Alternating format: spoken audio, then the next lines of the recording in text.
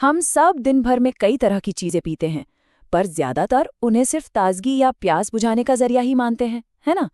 लेकिन जरा सोचिए, क्या हो अगर हर तरल के पीछे एक बहुत गहरा विज्ञान छिपा हो?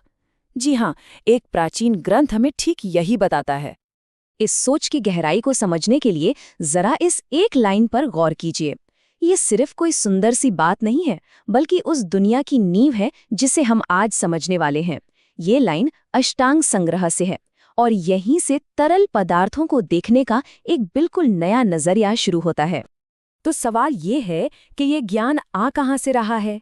तो ये आ रहा है द्रव्य द्रव्य विज्ञानी से। अगर आसान भाषा में कहें तो ये है लिक्विड्स की साइंस। ये सिर्फ कोई फिलॉसफी नहीं है, बल्कि एक पूरी डिटेल्ड और सिस्टमैटिक नॉलेज है, जो हमें ये बताती है कि हम जो पीते हैं वो हमारे ऊपर असर कैसे डालता है। चलिए अब इसमें और गहराई से उतरते हैं और शुरुआत करते हैं सबसे जरूरी, सबसे बुनियादी तरल से, यानी पानी से। ये ग्रंथ उस चीज के बारे में इतनी बारीकी से बात करता है जिसे हम अक्सर बहुत मामूली समझकर नजरअंदाज कर देते हैं। तो भाई सबसे अच्छा, सबसे शुद्ध पानी कौन सा है? ग्रंथ के हिसाब से वो है बारिश का शुद्ध पानी, जिसे सूरज, चांद और हवा ने छुआ हो। जरा इसके गुणों पर नजर डालिए। जीवन देने वाला, दिल को सुकून देने वाला, यहाँ तक कि इंटेलिजेंस को जगाने वाला। ये विज्ञान और कविता का एक कमाल का मेल है कि नहीं? ये एक बहुत जरूरी सवाल है। क्या इस बात से कोई फर्क पड़ता है कि पानी कहाँ से आ रहा है? उन पुराने जानकारों के लिए इसका जवाब था हाँ, बिल्कुल पड़ता है, और यही उनकी समझ की गहराई को दिखाता है। देखिए, ये बात सच में बहुत दिलचस्प है। ये ग्रंथ पानी को इसके सोर्स के हिसाब से अलग अलग बांटता है। कुएं का पानी थोड़ा एल्कलाइन है, तो नदी का पानी शरीर में रूखापन ला सकता है, और पहाड़ी झरने का पानी उसे सबसे बैलेंस्ड माना गया है, जो शरीर के तीनों दोषों को, यानी हमारी बॉडी की एनर्जी को संतुलित करता है। मतलब उनके लिए पानी बस एक चीज नहीं थी, बल्कि ये तो जैसे कई पदार्थों का एक पूरा परिवार था, जिसे जमीन का हर स्पर्श एक नया गुण दे देता था। ये तो हो गई अच्छे पानी की बात, पर सवाल ये है कि अच्छा पानी बुरा कब बन जाता है? ग्रंथ सिर्फ अच्छी बातें ही नहीं बताता, बल्कि बहुत प्रैक्टिकल चेतावनियां भी लेता है, जो उस समय की पब्लिक हेल्थ के लिए कितनी जरूरी रही होंगी। खराब या असुरक्षित पानी की पहचान के लिए बहुत साफ और सीधी सीधी बातें बताई गई हैं, जैसे अगर पानी गंदला है, उसमें काई या कीड़े मकोड़े हैं, या फिर उसकी महक और स्वाद खराब है, तो वो पीने लायक नहीं है।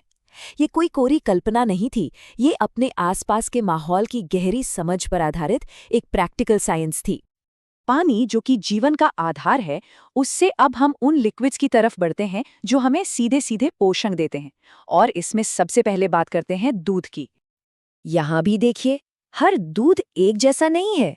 ग्रंथ गाय और भैंस के दूध में बहुत साफ फर्क बताता है। गाय का दूध जिंदगी देने वाला और दिमाग के लिए अच्छा माना गया है, वहीं भैंस का दूध भारी होता है और जिन्हें नींद ना आती हो उनके लिए अच्छा है। और सबसे अहम बात यह है कि जानवर की अपनी प्रकृति का असर उसके दूध के गुणों पर भी पड़ता है। ये आयुर्वेद का एक बहुत जरूरी सिद्धांत है। अब ये देखते हैं कि कैसे एक ही चीज का रूप बदलने पर उसके गुण भी पूरी तरह बदल जाते हैं। जरा गन्ने के रस के सफर को देखिए। कच्चे रस से राब, फिर गुड़ और आखिर में चीनी तक। जैसे जैसे इसे प्रोसेस किया जाता है, शरीर पर इसका असर एकदम बदल जाता है। जहाँ कच्चा रस ठंडा है, वहीं चीनी शरीर की गर्मी और जलन को शांत करती है। और ये फैक्ट तो वाकई हैरान करने वाला है। ग्रंथ के मुताबिक पुराना गुड़ ताजे गुड़ से ज्यादा हेल्दी और दिल के लिए फायदेमंद माना जाता था। ये हमारी आज की सोच को सीधी चुनौती देता है, जहां हम हमेशा यही मानते हैं कि ताज़ा ही बेहतर है। अब हम उन लिक्विड्स पर आते हैं जिन्हें इंसान अपने हाथों से बदलता है। ये चीज़ें ताकतवर दवाइयाँ भी हो सकती हैं, और अगर इनका इस्तेमाल सही ना हो तो जहर भी बन सकती हैं। सभी तेलों में तिल के तेल को सबसे अहमियत दी गई है, और इसकी सबसे अनोखी बात यह है कि ये कमजोर को ताकत दे सकता है और मोटे को दुबला भी कर सकता है। ग्रंथ कहता है कि अगर इसे सही तरीके से तैयार किया जाए, जिसे संस्कार कहते हैं, यानी एक तरह की प्रोसेसिंग जिससे इसके औषधीय गुण बढ़ जाएं, तो ये सभी बीमारियों को ठीक कर सकता है। अगला नंबर है मद्य का, यानी फर्मेंटेड ड्रिंक्स का। इस पर ग्रंथ का नजरिया बहुत ही बैलेंस्ड और आज के ज़माने का लगता है। इसे एक बहुत पावरफुल चीज़ के तौर पर देखा गया, जिसके दो अलग अलग पहलू थे। और ये स्लाइड तो कमाल की है। ये दिखाती है कि कैसे मद्य एक दोधारी तलवार की तरह है। अगर सही तरीके और सही मात्रा में इस्तेमाल हो तो ये भूख बढ़ाता है, खुशी देता है। लेकिन अगर इसका इस्तेमाल गलत हो तो ये जहर की तरह काम करता है। मतलब वो चीज़ अपने आप में अच्छी या बुरी नहीं है, उसका असर इस बात पर है कि उसे इस्तेमाल कैसे किया जा रहा है। तो इन सभी अलग अलग तरह के लिक्विड्स को कौन सी एक चीज आपस में जोड़ती है? इन सबके पीछे एक गहरी फिलॉसफी है जो हमारे पीने की हर चीज को देखने का हमारा नजरिया बदल सकती है। इस पूरी पड़ताल का सबसे बड़ा सबक ये है कि इस प्राचीन नजरिए में कोई भी चीज बेजान या निष्क्रिय नहीं है। हर तरल की अपनी एक खास एनर्जी है, अपना एक खास मकसद है।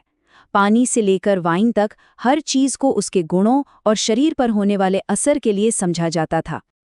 तो आखिर में ये पूरी बातचीत हमें एक सवाल के साथ छोड़ जाती है। क्या हो अगर सेहतमंद रहने का राज सिर्फ इस बात में न हो कि हम क्या पी रहे हैं, बल्कि इस बात में हो कि हम उसे कैसे समझ रहे हैं।